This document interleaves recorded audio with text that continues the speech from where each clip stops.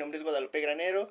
En esta ocasión me gustaría hablarles acerca de este libro del doctor Miguel Carbonell, que a diferencia de cierta persona que usó información en sus libros, yo sí lo voy a citar. Saludos, por cierto, Yasmin Esquivel. Bueno, este libro habla acerca de las primeras constituciones, habla de la constitución de Juan Citierra.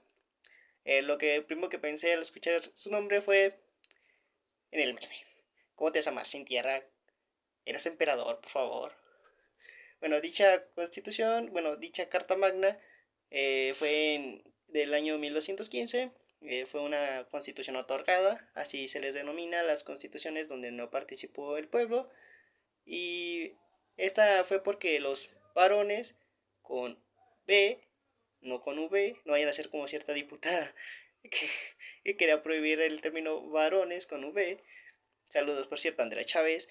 Eh, Chávez, le pidieron que firmara esta carta, ya que sus estrategias de ataque contra Francia no fueron las mejores y no los tenían muy contentos. Esta situación, dicha constitución en el artículo 20 establecía una proporcionalidad en los castigos y en el artículo 39 establecía la presunción de inocencia y un juicio imparcial. Otra de las constituciones que menciona es el Edicto de Nantes de 1598. El rey Enrique IV, el rey quería ponerle fin a los conflictos religiosos de su reino. La entrada en vigor de este edicto fue difícil, ya que el rey en 1610 fue asesinado. Por algo a los franceses les dicen los matarreyes. Dicho edicto fue revocado por el edicto de Fontainebleau de 1685, apoyado por el rey Luis XIV, quien se dice que bailaba en las obras de teatro de Molière. Esto no tiene nada de relevancia con el libro, pero quería mencionarlo. Por cierto, voy a hablar de Molière en la Feria Internacional de Idiomas, FIT, mañana, por si quieren ir a verme. No sé hablar muy bien inglés y el boleto está muy caro. Les recomiendo que no vayan, aunque voy a hablar de Luis Miguel. No, la relevancia la van a ver en FIT. FIT es un evento que se va a llevar a cabo mañana en el Conjunto Santander de Artes Escénicas.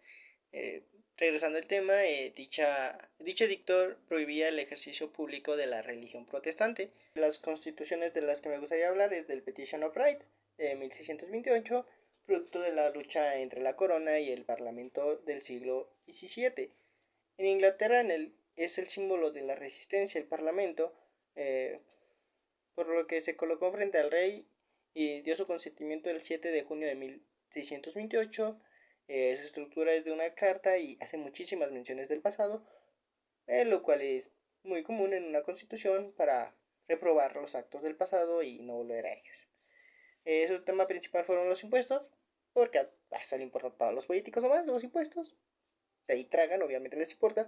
Esto provocó dos levantamientos revolucionarios y la expedición del Bill of Rights de 1689, que es producido por la revolución que provoca la huida a Francia del rey Jacobo II y la llegada a Inglaterra de Guillermo el Conquistador de Orange.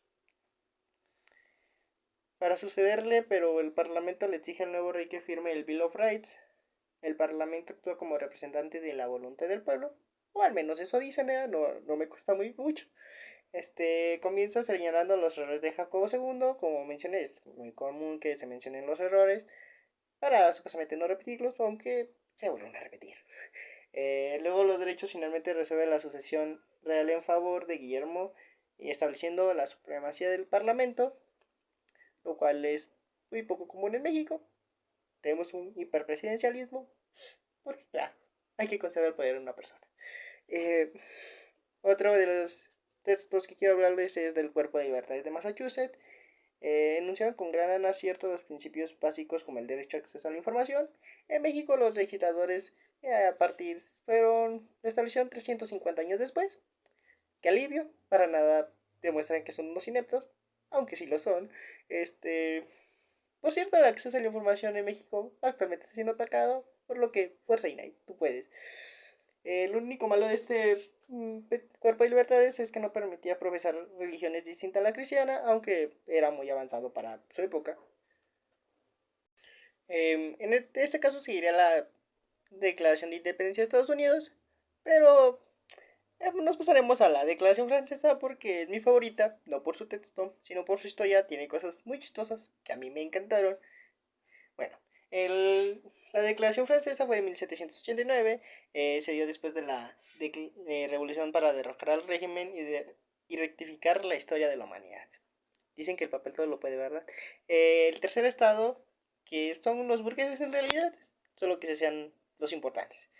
Eh, bueno, este tercer estado se constituyeron en la Asamblea Nacional y el 20 hicieron un juramento para no separarse hasta hacer una constitución.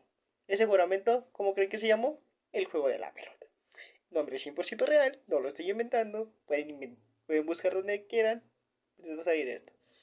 En el cual fue un partidazo en el cual hasta yo creo que superan por completo a Santiago Jiménez, actual goleador del Feyenoord, por cierto. Esto ya lo estoy inventando, pero bueno, lo del Feyenoord no. En el 27 decidieron que el clero y la nobleza debían reunirse con los burgueses para que la asamblea sustituyera a los estados generales. El 9 de julio la asamblea se declara constituyente. La asamblea tenía más de 1000 diputados. Wow, qué muchos. No sé cómo dialogaban, pero en fin. Bueno, siempre hay uno que se duerme, como en México, ¿verdad? Qué tiempos. Qué buenos diputados tenemos. Cuando comenzaron, los diputados presentaron sus cahiers de loi francés, que eran quejas de sus representantes sobre cuestiones públicas francesas. Hubieron obstáculos, por ejemplo, si primero debían hacer una constitución o tenían que acompañarse de una declaración de deberes. La asamblea presentó este último. El 7 de julio la asamblea forma un comité de la constitución, el cual está formado por 30 comisionados. El 14 se reduce a 8, que eran Munier, Sayes, Chapelier y otros que estaban complicados de pronunciar. El 12 de agosto hacen una comisión que será el ponente, formado por 5 miembros, que no mencionaré sus nombres porque también es complicado, no se habla muy bien francés. El 17 de agosto la comisión presenta a la asamblea a través de Mirabeau un proyecto con el título Proyecto de Declaración de los Derechos del Hombre en Sociedad. Mirabeau dice que tiene axiomas simples, evidentes y fecundos, que sería imposible separarse de ellos sin ser absurdos. Algunos de la asamblea dicen que es demasiado farragosa y el hecho de que se reconozca como derecho inalienable el poder facultar a reformar a la Constitución. Ese era un debate que se tenía antes si se debía poder o no. Yo considero que si no está escrito en piedra, pues se puede modificar, pero bueno. El, por influencia de Jefferson inquieta a Munier y el 18 es rechazada. El 19 se elige como base un proyecto elaborado por una comisión presidida por Bafarer o de Nancy. Esta se impuso por un proyecto que había presentado Deciais. Del proyecto de Lafarer, esta comisión, quedaron 5 de sus 24 artículos en la declaración. Deciais tenía 37 artículos. El 20 se aprueba el preámbulo y el 26 se termina. El último artículo en el libro menciona el caso Marbury versus Madison. Ese caso fue resuelto por una sentencia del juez John Marshall en el año 1803. Ese caso se originó cuando John Marshall era secretario de Estado. Él se encargaba de sellar todos los nombramientos. En su periodo se nombraron varios puestos de algunos jueces, en el cual nombró a uno de las partes del caso Marbury versus Madison, por lo que se dice que él no debió haber participado en ese asunto. Él no debió haber hecho ni la sentencia ni haber votado, ya que supuestamente hubo un conflicto de intereses porque él participó, etcétera, etcétera, y no podía haber sido imparcial.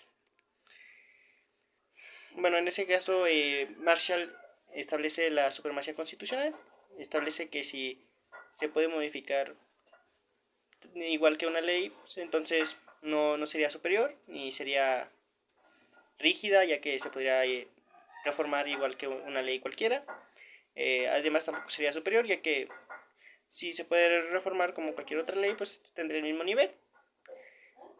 Además, se establece que una ley no puede ser contraria a la Constitución, porque si no, ¿qué sentido tendría de que la Constitución se haya hecho para el pueblo y sea superior si una ley inferior puede contradecirla y establecer lo contrario?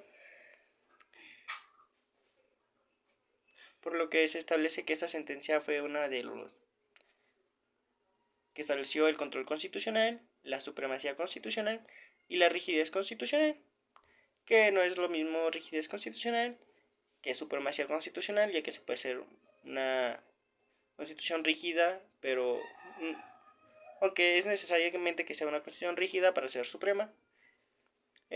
Actualmente ya no se habla de rigidez, sino de grado de rigidez. O sea, porque anteriormente se decía que había constituciones no rígidas y ahora se habla del grado, porque algunas parecen que se escriben en piedra y no se pueden modificar. Aunque afortunadamente en México sí se puede modificar y se dice que también tenemos una constitución rígida, aunque es de las leyes más modificadas. Ahí es un poco contradictorio, pero en fin, términos teóricos que no necesariamente se respetan en la práctica y mucho menos en México. La declaración fue aceptada por el rey Luis XIV y promulgada el 3 de noviembre de 1789. Después la Constitución de 1791 de Francia, el rey acepta la Constitución. En 1700, este mismo año su existencia fue efímera, puesto que en 1792 el rey fue destronado. Es decir, que duró menos de un año. A veces en México los textos constitucionales duraban menos, así que no nos sorprende. Después sigue la Constitución de 1793, ya que en un año anterior se disuelve la Asamblea y es convocada una Convención Nacional para una nueva Constitución. Los miembros de la Convención son electos por un sufragio universal. Entre sus integrantes estaban Sykes, Condorcet y Thomas Paine. La parte que se refiere a los derechos se aprobó en 1795. Se le hicieron varias modificaciones. Por varios sucesos históricos nunca entró en vigor. Muy misterioso. Hicieron un texto para nada. En fin. Ahora sí, pasemos a Estados Unidos. Es una constitución a la cual sí me detendré un poco, ya que hubo muchísimos avances y fue la primera constitución democrática. Si les gustó este video, pueden ir a verme en feed, ahora en inglés, aunque no se los recomiendo, evidentemente. Igual si les gustó este contenido, pártanlo, recompártanlo en todas sus redes sociales. Yo soy Grande Gutiérrez y les digo adiós.